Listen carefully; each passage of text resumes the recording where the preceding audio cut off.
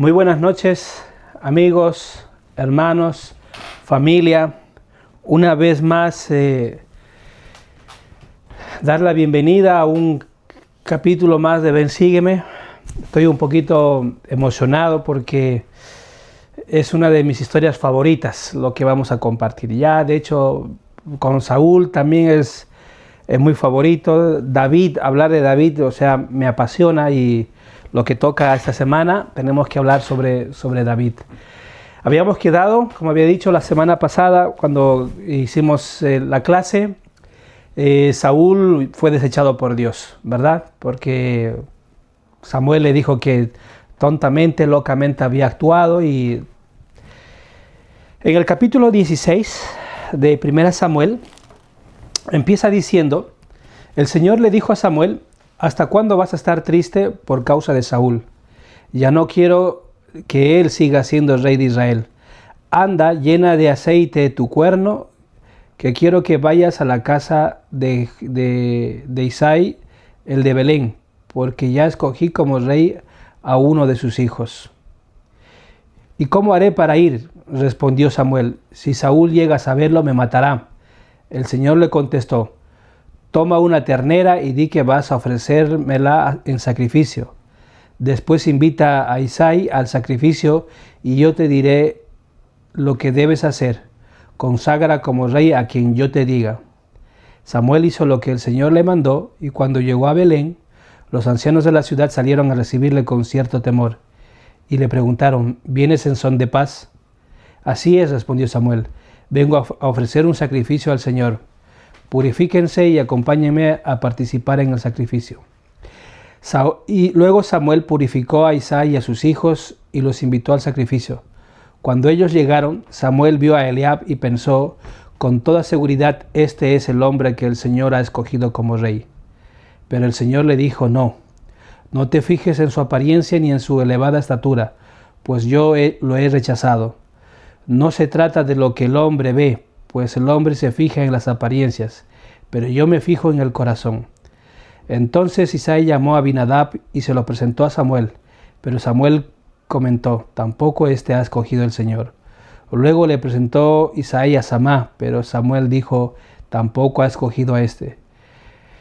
Isaí presentó a Samuel 7 de sus hijos, pero Samuel tuvo que decirle que a ninguno de ellos había elegido el Señor.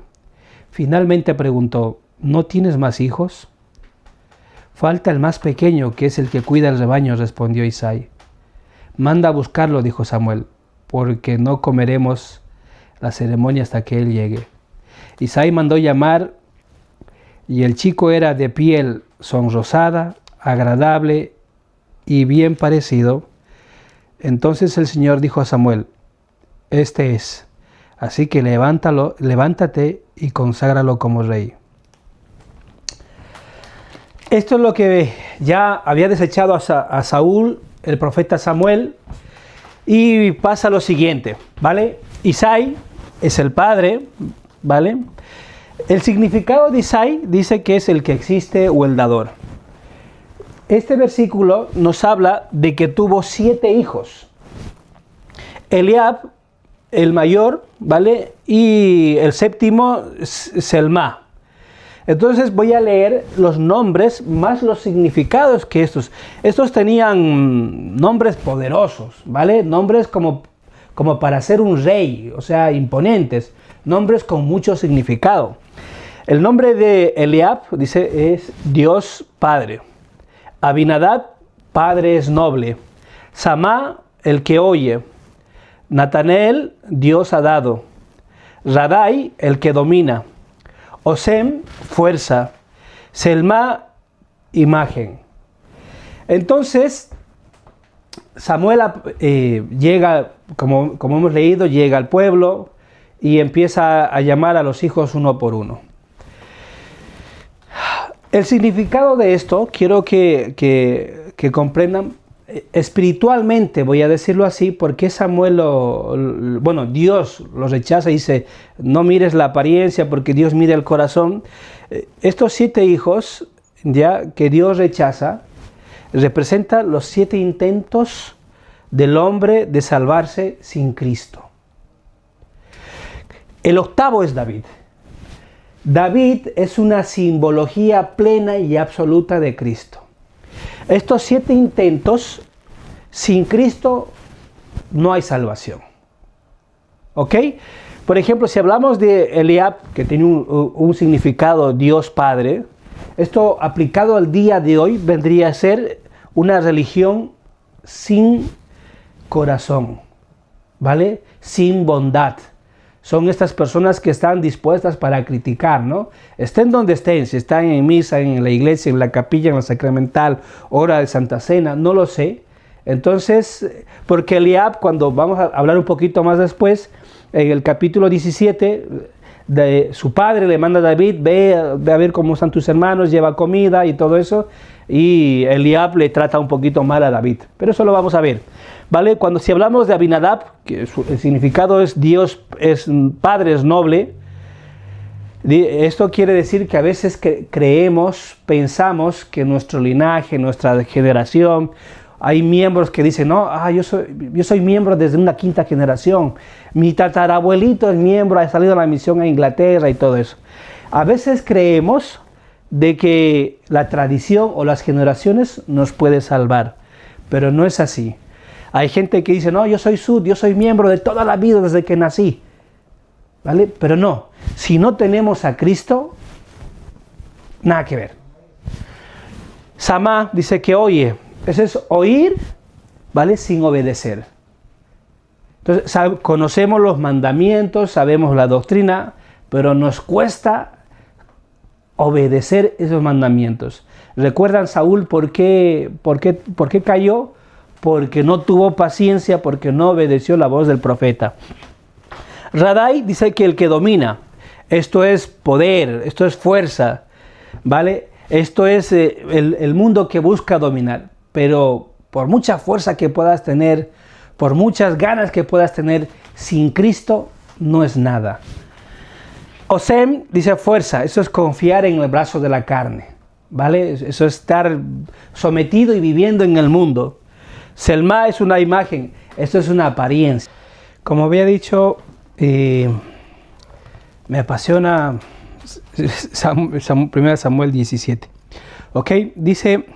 Los filisteos juntaron sus ejércitos para la guerra y se reunieron en Socó, pueblo que pertenece a Judá, acampado en Efes Damín, entre Socó y Aseca. A su vez, Saúl y los israelitas se reunieron y acamparon en el valle de Elá, preparándose para presentar la batalla a los filisteos.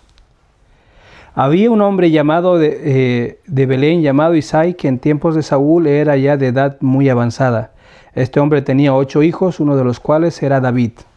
Sus 3 hijos mayores, Eliab, Abinadab y Samá, se habían ido ya con Saúl a la guerra. David era el menor. Iba al campamento de Saúl y volvía a Belén para cuidar las ovejas de su padre. Mientras tanto, aquel filisteo salía a provocar a los israelitas por la mañana y por la tarde, y así estuvo haciendo durante 40 días. Un día Isai le dijo a su hijo David, toma unos 20 litros de este trigo tostado y esos 10 panes y llévalos pronto al campamento de tus hermanos. Llévate también estos 10 quesos para el comandante del batallón. Mira cómo están tus hermanos y tráeme algo que compruebe que se encuentren bien. Mientras tanto, Saúl y los hermanos de David y todos los israelitas estaban en el valle de Elá cuando luchaban contra los filisteos. Al día siguiente David madrugó y dejando las ovejas al cuidado de otros, se puso en camino llevando consigo las provisiones que le entregó Isai. Cuando llegó al campamento, el ejército se disponía a salir a la batalla y lanzaba gritos de guerra. Los israelitas y los filisteos se alinearon frente a frente. David dejó lo que llevaba al cuidado del encargado de armas y de provisiones y corriendo a las filas se metió en ellas para preguntar a sus hermanos cómo estaban. Mientras hablaba con ellos, aquel guerrero filisteo llamado Goliat de la ciudad de Gat salió entre las filas de los filisteos y volvió a desafiar a los israelitas como lo había estado haciendo hasta entonces. David lo oyó y cuando los israelitas vinieron a aquel hombre sintieron mucho miedo y huyeron de su presencia diciendo, ¿ya vieron al hombre que ha salido? ha venido a desafiar a Israel. A quien sea capaz de vencerlo, el rey dará muchas riquezas, le dará a su hija como esposa y liberará a su familia para pagar tributos. Entonces David preguntó a los que estaban a su lado: ¿qué darán al hombre que mate a este filisteo y borre esta ofensa de Israel? Porque a quien este filisteo pagano para desafiar hacia el ejército de Dios viviente.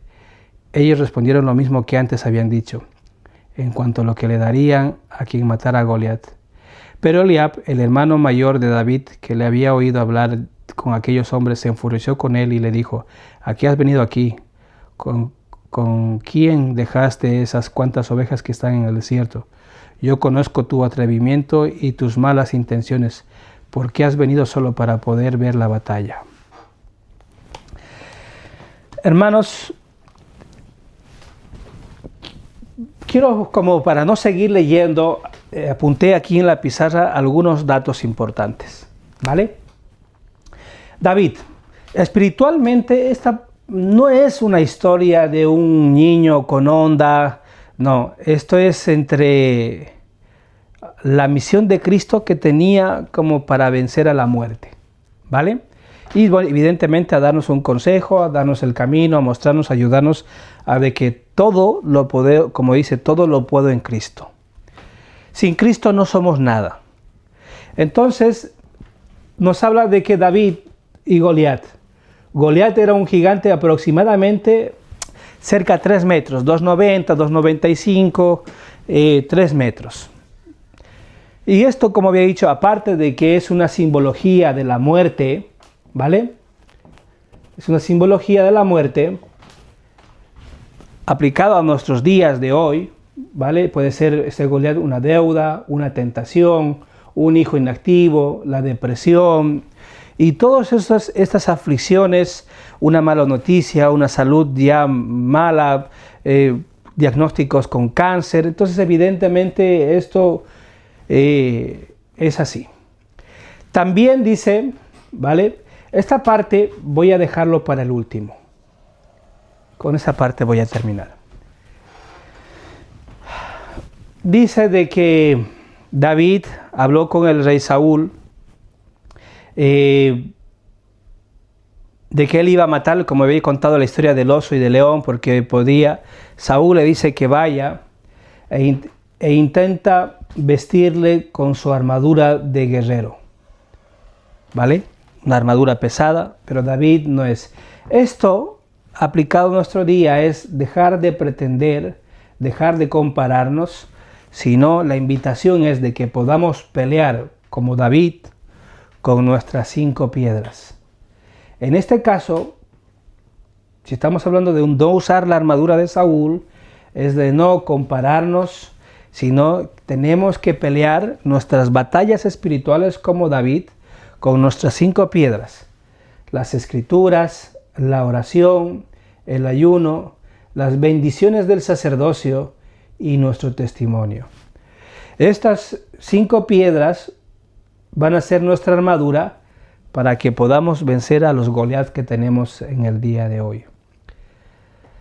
También quiero decir, hermanos, en nuestras batallas, en nuestras tristezas, en nuestras aflicciones, no estamos solos. Nuestras batallas, que podemos pensar que son nuestras, no son nuestras, es la del Señor. Deja de pelear solo. Presentemos nuestras batallas, presentemos nuestro Goliat en el templo, en la capilla. Solo tenemos que lanzar la piedra, al igual que David, y dejemos que Dios haga lo demás. Hay una cosa importante, aquí un principio de humildad. Nunca de estas batallas espirituales, sin Cristo no las podemos vencer. No peleamos bajo nuestro nombre, sino que peleamos en el nombre de Cristo. Como le dijo David a Goliat: yo vengo a ti en el nombre de Jehová de los ejércitos. Mi Dios es más grande. Hay una cosa importante. David corrió hacia el gigante, ¿vale? La fe no es ausencia de miedo, es correr hacia el miedo con Dios. Después de la victoria que tengamos sobre Satanás, debemos cortar la cabeza. David no dejó vivo a Goliat agonizando, lo remató, le cortó la cabeza. Esto espiritualmente, hermanos, vendría a ser, después de que Dios nos ha dado la victoria, de salir de una relación tóxica, de un matrimonio tal vez enfermizo, de tal vez de cargar algún pecado, de que tal vez alguna adicción, después de que Dios nos ha sacado de ese mundo, de estas situaciones, debemos cortar la cabeza al gigante. ¿Y cómo se corta la cabeza al gigante? Evidentemente hay que eliminar esos chats, hay que eliminar alguna aplicación, alguna app, algo que a lo mejor te indique llevar a la pornografía o otras cosas. Hay que bloquear el número si fue algo tóxico, hay que cambiar la ruta. No hay que dejar al gigante vivo. Todo lo que nos llevó a un sufrimiento, a un pecado, estos Goliaths que hemos luchado por una deuda, una tentación, un matrimonio, un marido opresor, una polola tóxica, no sé el Goliat que puedan estar luchando, pero no hay que dejarle vivo. Hay que cortarle la cabeza para que así podamos tener éxito. La frase más épica, más bonita, más maravillosa es: y cuando realmente estos sentimientos vengan, hay que gritarlo. Cuando el miedo sea más fuerte y nos esté congelando, paralizando, hay que recordar, esto es lo que quiero que puedan decir: tú vienes a mí con espada y lanza, mas yo vengo a ti en el nombre de Jehová. 1 Samuel 17:45. El Señor ha dicho con claridad: mira a mí en todo pensamiento, no dudes, no temas. Doctrina y Convenios 6:36.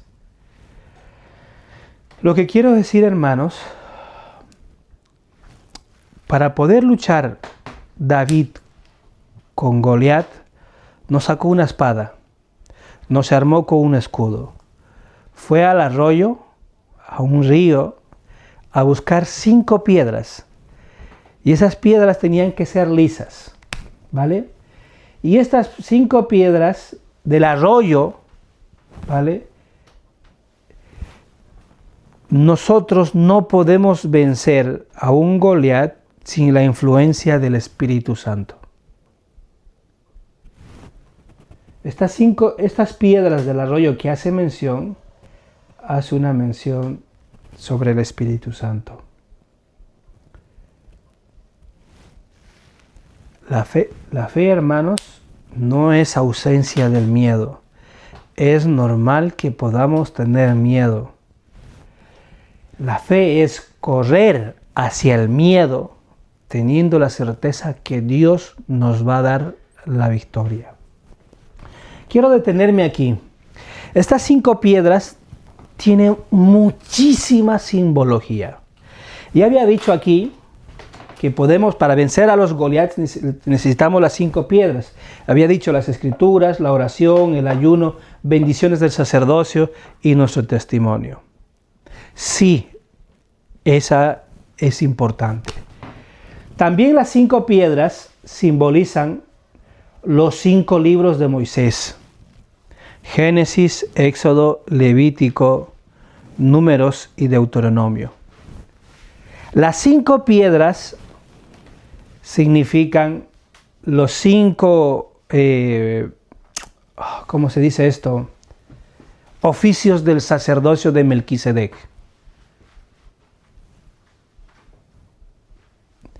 Apóstol, profeta, apóstol, 70, patriarca, elder, ¿vale? También quiero decir, estas 5 piedras son los principios, ¿vale? Los principios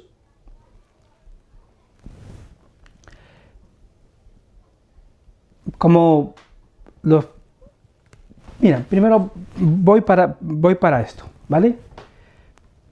Cuando Cristo estaba en la cruz, estas 5 piedras simbolizan la crucifixión de nuestro Señor. La primera piedra es la llaga de la mano derecha.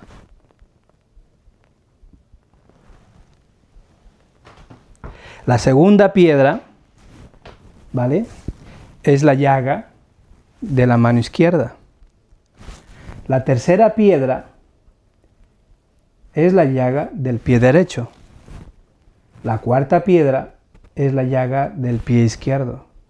La quinta piedra es el costado de Cristo. ¿Se recuerdan cuando el soldado va y le clava una lanza y sale agua y sangre, verdad? Porque Cristo nos da el agua y nos da la sangre. De su costado nace el Evangelio, el Espíritu que da vida. Goliat no puede vencer lo que Getsemaní luchó. También quiero decir, aplicado un poquito más al estilo Sud, la primera piedra sería fe en Jesucristo. La segunda piedra, arrepentimiento. La tercera piedra, bautismo. La cuarta piedra, don del Espíritu Santo.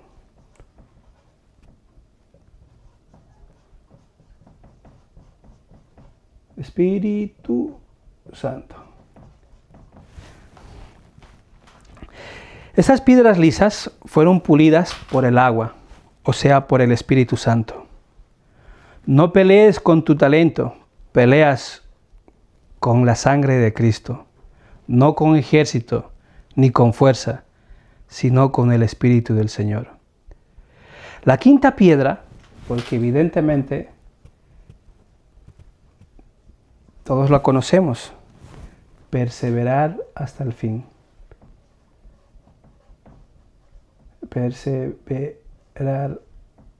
Perseverar hasta el fin. David llevó 5 piedras, aunque solo usó 1, porque la fe persevera. Si fallas el primero, tienes 4 más. Dios no te da una oportunidad, te da 5 oportunidades. Goliat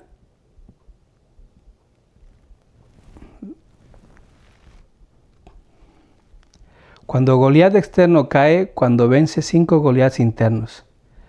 Igual, la piedra 1, el orgullo. La piedra 2, el miedo. La piedra 3, la crítica. La piedra 4, comparación. La piedra 5, la duda. Yo quiero, hermanos, que hay muchísima simbología concerniente a esto. Pero quiero que se queden de que esto, las 5 piedras eran importantes. Y solo una le llegó a Goliat en esta parte de la cabeza.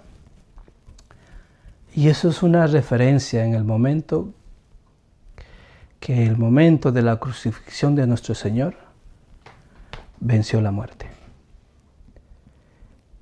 Quiero testificar con todo mi corazón, con todo mi ser, con toda mi alma, hermanos, sin Cristo no somos nada.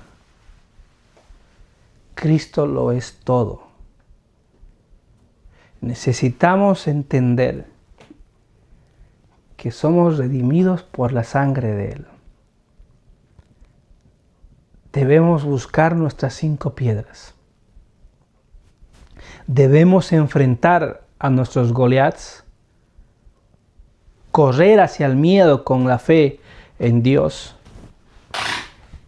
y debemos poner en práctica Doctrina y Convenios 6:36. Mira a mí en todo pensamiento, no dudes, no temas. En los momentos álgidos de nuestra desesperación, de nuestro miedo, hay que entender que David nos dio el modelo, nos dio el camino, cómo podemos vencer a esos Goliaths.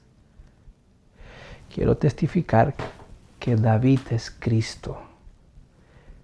Cristo venció la muerte. Cristo venció todos estos males que hemos hablado. El orgullo, el poder, la arrogancia. Si ponemos nuestro amor y nuestra confianza, Él lo podrá hacer. Estoy eternamente agradecido porque provee de su amor y su misericordia. Les invito a que podamos buscar nuestras 5 piedras para poder matar a nuestros Goliaths.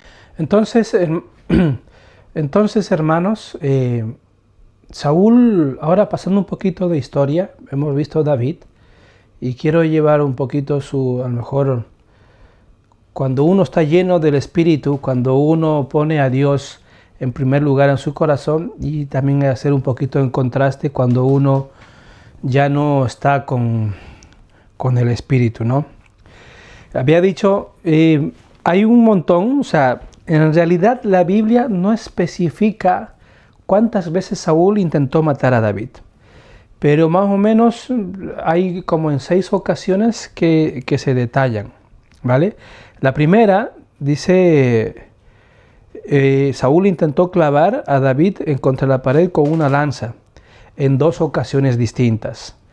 La segunda, una trampa matrimonial. Saúl envió a David a pelear contra los filisteos con la esperanza secreta de que éstos los mataran. La tercera, guardias en la casa de Saúl envió hombres a la casa de David para asesinarlo por la mañana, pero su esposa Mical lo ayudó a escapar por una ventana. La cuarta, persecución en Nayot. Cuando David huyó a refugiarse con el profeta Samuel, Saúl envió 3 grupos de mensajeros y finalmente fue él mismo, pero el Espíritu de Dios lo detuvo. La quinta, cacería en el desierto. Saúl movilizó a un ejército de miles de soldados de élite para buscar y matar a David por distintas regiones como el desierto.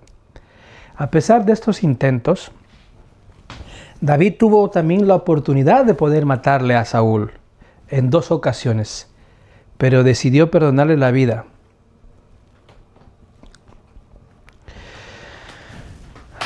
Lo que quiero decir con esto, hermanos, o sea, Saúl fue como en picada. Se alejó de Dios y fue totalmente en picada. David en 2 oportunidades tuvo como la chance de poder matarle a Saúl. Pero a pesar de que sabía David que Saúl quería matarle, David consideraba de que no podía levantar la mano contra el ungido del Señor. Y eso es una enseñanza importante. A veces nosotros, los miembros, las personas, discípulos de Cristo, hablamos con ligereza, hablamos con liviandad sobre las personas que nos presiden o nos dirigen, ¿no? Entonces, por eso quiero hacer una invitación a esto. Estamos bajo el mismo convenio de que no podemos levantar la mano contra los ungidos del Señor. No puede haber críticas, rumores, chismes, falso testimonio, ni nada por el estilo, aunque Saúl se los mereciera, aunque este líder se los mereciera. Aquí tengo en la pizarra algunas cositas importantes, o sea, como lo más destacado. No quiero ir mucho más allá, pero me llama demasiado la atención. Saúl, todos sabemos, primer rey de Israel, por desobediente perdió el reino, y como acto seguido, lo que pasó es de que Saúl, como mandó a sacar del pueblo a todos los adivinos, hechiceros, todas las personas que podían a lo mejor dar alguna información, noticia, revelación, profecía y todo eso, ¿vale? Quiero que comprendan, Saúl nunca fue el rey de todo Israel. David sí llegó a unificar, llegó a unir completamente a las 12 tribus de Israel. En la época de Saúl estaban divididos, se podría decir, en dos partes. En la parte del norte estaban las 10 tribus y en la otra parte estaba la tribu de Judá más la tribu de Benjamín. ¿Ok? Entonces ahí en la tribu de Judá y en la tribu de Benjamín era donde Saúl reinaba. Cuando David empieza a reinar, y vamos a ver a lo largo de su reinado, él sí llega a reinar sobre las 12 tribus de Israel, ¿no? Y después de ahí vamos a ver cómo se dividen, porque viene Salomón. Salomón sigue los pasos, pero ya los hijos de Salomón igual se empieza a dividir el reino. Pero volviendo a este punto, Saúl, ya en una situación decadente, ya sin espíritu, sin Dios, sin nada, intentando asesinar a David, las 3 puertas de Saúl estaban cerradas. Dios ya no se revelaba ni tenía el espíritu. No le revelaba a través de sueños. Dios no le habla en lo secreto a Saúl. Tampoco a través del Urim. Dios ya no le hablaba en el templo. Y profetas tampoco, porque Samuel murió. Como había dicho, Saúl mismo, a todos estos que a lo mejor Dios iba a poder revelarles algo, Saúl los expulsó de las tierras, a los adivinos, a los encantadores, hechiceros, brujos o lo que sea, ¿no? Entonces Saúl mismo echó fuera a los adivinos. Ahora que está desesperado, quiere lo prohibido, ¿no? Cuando sacas a Dios de tu vida por desobediencia, pero sabiendo que estás siendo desobediente y sacas a Dios de tu vida, el silencio de Dios es la peor respuesta que una persona puede tener. Endor era un lugar, ¿vale? Esto es igual a un sustituto espiritual. Cuando no escuchamos, no obedecemos la voz de Dios, lo más rápido que buscamos es brujas, horóscopo, TikTok, consejos de amigo, pornografía, alcohol, todo lo que te dé respuesta sin arrepentimiento. Entonces a veces buscamos consejos de familiares, sabemos que estamos haciendo mal las cosas y nunca vamos a ir a hablar con un líder del sacerdocio, un obispo o un hermano que a lo mejor te puede decir. Lo que menos esa persona, cuando está equivocada, cuando está en pecado o algo, va a querer que alguien le diga, oye, sabes que tienes que arrepentirte, hazlo de esta manera. Esa persona va a buscar opiniones de amigos, familiares que le digan, sí, está bien, tranquilo, relájate, no pasa nada, oye, esto es parte de la vida. E inclusive va a haber familiares que van a romantizar sobre su situación. Esto es lo que sustituye a Endor, ¿vale? Cuando desobedecemos, ya no queremos oír la voz de Dios, porque la voz de Dios es clara. Guardar los mandamientos, aquella persona que ha recibido el sacerdocio de Melquisedec, vivir de toda palabra que sale de la boca de Dios, aquella persona que ha ido al templo, promete consagrar, promete sacrificar, promete vivir la ley del Evangelio, y cuando sabe que está haciendo mal, no va a ir directamente, va a buscar a alguien que a lo mejor le pueda decir, tranquilo, esto es parte de la vida, tranquilo, estas son pruebas, no te preocupes, vete cambiando de a poquito, poco a poco, ¿no? Entonces, eso es lo que pasaba con Saúl. La bruja de Endor, lo que pasa es que Saúl buscó, se podría decir, un mediador fuera de Cristo. Y el Señor lo dejó claro, nadie va al Padre sino por mí. Entonces, Saúl se disfraza, porque evidentemente, imagínense a la bruja que le vea llegar a Saúl, eso era muerte total. Entonces Saúl se disfraza, cosa para no ser reconocido, y esto vendría a ser el pecado, hermanos. siempre se disfraza con frases simples. Por ejemplo, solo voy a ver, solo pregunto, no le hago daño a nadie. No, tranquilo.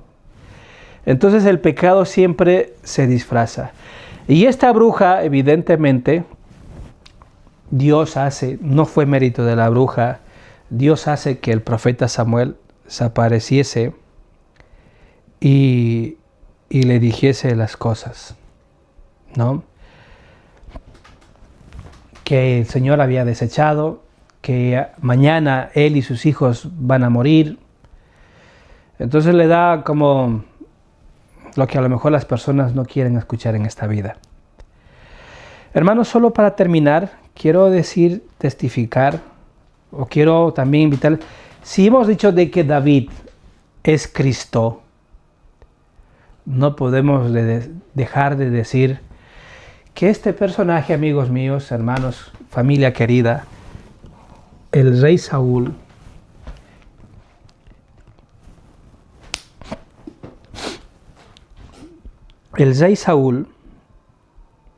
¿vale? Es el antitipo de Judas. Rey ungido, rey desechado. Apóstol elegido, apóstol traidor. Consultó a la bruja en tinieblas, consultó con sacerdotes, vendió a Cristo. Buscó Saúl la respuesta sin arrepentimiento, pequé contra el inocente, sin volverse a Cristo. Se quitó la vida al día siguiente, se ahorcó la misma noche. Se quitó la vida al día siguiente, se ahorcó la misma noche. Murió con su escudero, murió solo, campo de sangre. Pedro negó 3 veces, pero fue a Cristo y lloró.